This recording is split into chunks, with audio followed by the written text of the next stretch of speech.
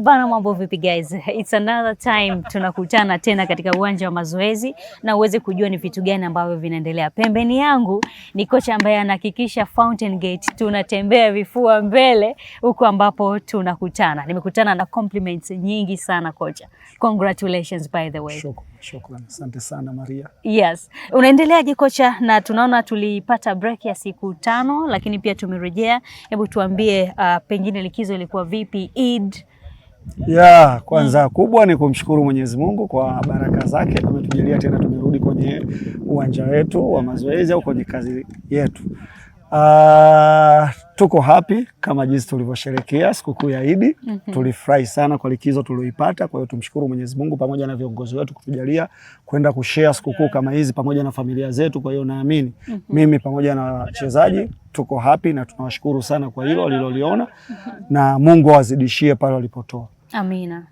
Tuko hapa kwa ajili tumerudi katika kazi zetu, na kubwa ni mchezo ambayo uko mbele yetu. Tunajiandaa kwa ajili ya mchezo ligi kuu ya NBC dhidi ya Dodoma Jiji. Na mimi naamini kwa furaha, morali tulionayo katika siku mbili hizi toka tumerudi katika kambi yetu, tuko vizuri na tunajiandaa. Tunachosubiri ni siku na muda tu.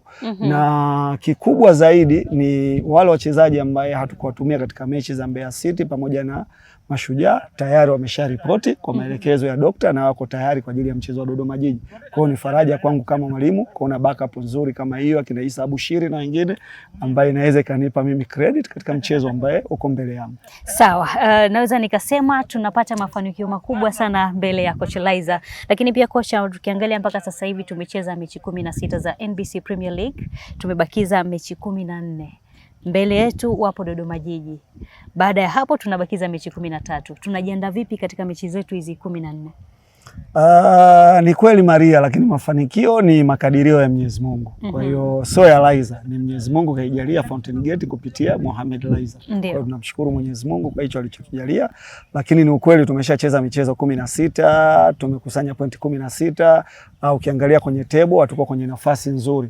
Tunajaribu kuangalia, tunaongea na wachezaji, wanatuelewa na naamini tutapambana kadri ya uwezo wetu. Tuangalie michezo 14 iliyoko mbele yetu ili tuhakikishe tunafanya vizuri zaidi ya michezo 16 iliyopita, na hilo ndio lililopo mbele yetu. Thank you so much coach, na all the best. Asante sana, nashukuru. Asante.